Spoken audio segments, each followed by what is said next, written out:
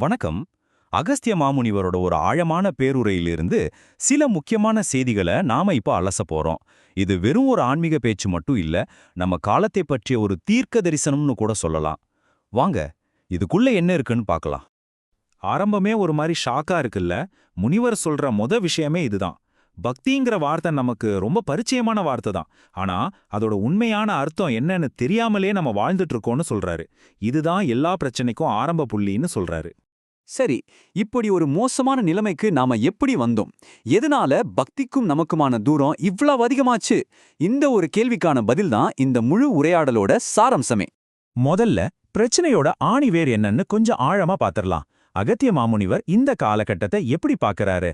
நாம செய்யறதெல்லாம் நிஜமாவே பக்தியா இல்ல வெறும் ஒரு சடங்கு சம்பிரதாயமா? கொஞ்சம் யோசிச்சு பாருங்களேன். நம்மளோட பல பிரார்த்தனைகள் எப்படி இருக்கு? கடவுளை எனக்கு அதை கொடு இதை கொடுன்னு ஒரு லிஸ்ட் போடுற மாதிரி தானே இருக்கு. அகத்தியர் கரெக்டா அதை தான் பாயிண்ட் அவுட் பண்றாரு. உண்மையான பக்தியில எந்த ஒரு நிபந்தனையும் இருக்காது. அது ஒரு ஆத்மார்த்தமான தொடர்பு. ஆனா நாம அதை ஒரு குடுக்கல் வாங்கல் விஷயமா, ஒரு பிசினஸ் டீலா மாத்திட்டோம். இந்த ஆன்மீக வீழ்ச்சியோட விளைவு என்ன ஆகும் தெரியுமா? மனிதன் தன்னோட அடிப்படை குணமான மனிதத்தன்மையையே இழந்துடுவான். இது எவ்வளோ பெரிய ஒரு வார்னிங் பாருங்க. பக்தி எப்போ ஒருத்தங்கிட்ட இல்லையோ அவன் மிருகத்தை விட கேவலமா நடந்துப்பான். இதுதான் அதோட அர்த்தம். சரி, இந்த பிரச்சனைக்கு மூலம் என்ன? இது நேத்தென்னைக்கு ஆரம்பிச்ச பிரச்சனையா? இல்லவே இல்ல. இதோட வேர்கள் பல யுகங்களுக்கு முன்னாடி போகுதுன்னு சொல்றாரு முனிவர். வாங்க அத பத்தி இப்ப பாப்போம். கர்மா, இந்த வார்த்தையை நாம அடிக்கடி கேள்விப்பட்டிருப்போம். ஆனா அதோட தாக்கத்தை, அதோட வீரியத்தை முனிவர் விளக்கும்போது தான் நமக்கு உரைக்குது. இது இந்த ஒரு ஜென்மத்தோட கணக்க வழக்கு இல்லைங்க.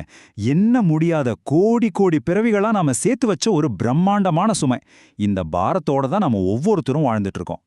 இங்க தான் ஒரு ட்விஸ்ட் வருது. ஒரு அதிர்ச்சியான உண்மையா அவரை சொல்றாரு. நாம ஆன்மீக அறிவை இழந்தது ஏதோ தற்செயலா நடந்த விஷயம் இல்ல.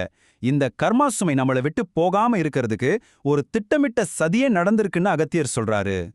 முனிவர் சொல்றதை கேட்டா ஆச்சரியமா இருக்கும். அந்த காலத்துல இருந்த சில ஆட்சியாளர்கள் மக்கள் கர்மாவை கரைக்கிற சக்தி வாய்ந்த கோவில்களை வேணும்னே அழிச்சிருக்காங்க.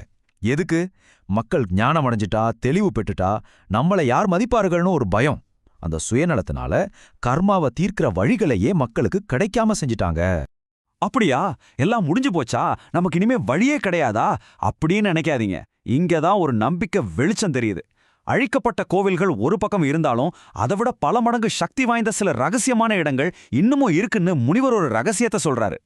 அப்படிப்பட்ட ஒரு மகா சக்தி வாய்ந்த இடம்தான் இந்த ஆதிலிங்கேஸ்வரர் கோவில். நம்ம கண்ணுக்கு தெரியாம பல சித்தர்களும் மாமுனிவர்களும் இன்னைக்கும் சூக்ஷ்ம ரூபத்துல அங்க தவம் செஞ்சுட்டு இருக்காங்க. இது வெறும் ஒரு கோவில் இல்ல, நம்ம பல ஜென்ம கர்மாவை கரைக்கிற ஒரு கருணை கடல்.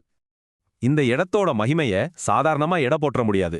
பாருங்க, பல கோடி ஜென்மங்களா நம்ம கூடவே வர்ற கர்மாவை தூள் தூளாக்குற சக்தி இருக்கு. நம்ம உடம்பு, நம்ம மனசு ரெண்டையும் சரி பண்ற ஆற்றல் இருக்கு. அது மட்டும் இல்ல, நம்ம குலதெய்வம் யாருன்னே தெரியாம இருக்கோம் இல்லையா? அந்த குலதெய்வத்தையே நம்ம அடையாளம் காட்டக்கூடிய மகா சக்தி இந்த இடத்துக்கு இருக்குன்னு முனிவர் அடிச்சு சொல்றாரு. சரி, அந்த கோவிலுக்கு போனா மட்டும் போதுமா? எல்லாம் சரியாயிடுமா? இல்ல, அதுக்கும் ஒரு முறை இருக்கு. ரொம்ப ரொம்ப எளிமையான ஆனா பவர்ஃபுல்லான ஒரு வழிய முனிவரே நமக்கு சொல்றாரு. ரொம்ப சிம்பிள், 3 ஸ்டெப் தான். முதல்ல, எந்த ஒரு சுயநலமான வேண்டுதலும் இல்லாம மனசை ஏக்தம் தூய்மையா வச்சுக்கிட்டு அந்த கோயிலுக்கு போகணும். 2வது, அங்க போய் அமைதியா உட்கார்ந்து தியானம் பண்ணணும். இப்படி ஒரு மண்டலம், அதாவது 48 நாட்கள் தொடர்ந்து செஞ்சா 3வதா என்ன நடக்கும் தெரியுமா? நம்ம குலதெய்வமே நம்ம கனவுல வந்து நான் தான் உன் குலதெய்வம்னு தன்னை வெளிப்படுத்தணும்னு சொல்றார். இதுவரைக்கும் ஒரு தனி மனுஷனுக்கு என்ன வழின்னு பார்த்தோம். இப்போ இந்த ஒட்டுமொத்த உலகத்துக்கும் சேர்த்து அகத்தியர் ஒரு தீர்க்க தரிசனம் சொல்றாரு. வரப்போற காலகட்டம் ரொம்பவே வித்தியாசமா இருக்க போகுது. ஒரு பெரிய மாற்றம் காத்துட்டு இருக்கு. இது நம்ம இப்பவே பார்க்க ஆரம்பிச்சிட்டோம் இல்லையா? கெட்ட விஷயங்களுக்கு தான் இங்க மதிப்பு ஜாஸ்தியா இருக்கு. நேர்மை, உண்மை, கருணை இதெல்லாம் ஒரு பலவீனமா பார்க்கப்படுது. ஆனா குறுக்கு வழியில போறது, ஏமாத்துறது இதெல்லாம் புத்திசாலித்தனமா கொண்டாடப்படுது. கலியுகத்தோட உச்சத்துல இது இன்னும் பல மடங்கு அதிகமாகும்னு முனிவர் எச்சரிக்கிறார்.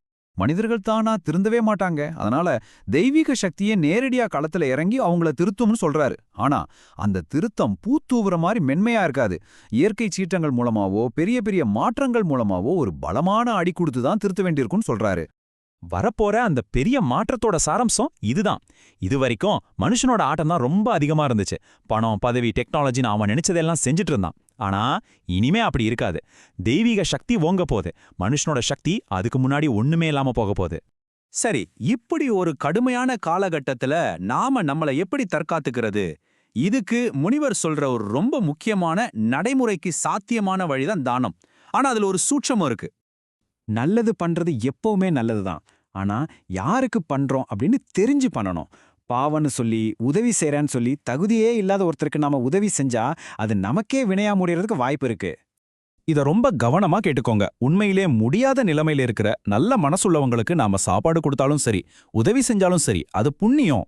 அது நேரா இறைவனுக்கே செய்யறதுக்கு சமம். ஆனா சோம்பேறிகளுக்கும் கெட்ட எண்ணம் கொண்டவங்களுக்கும் நம்ம உதவி செஞ்சா அவங்களோட பாவத்துல நமக்கும் பங்கு வந்து சேரும்னு அகத்தியர் ரொம்ப கடுமையா எச்சரிக்கிறார்.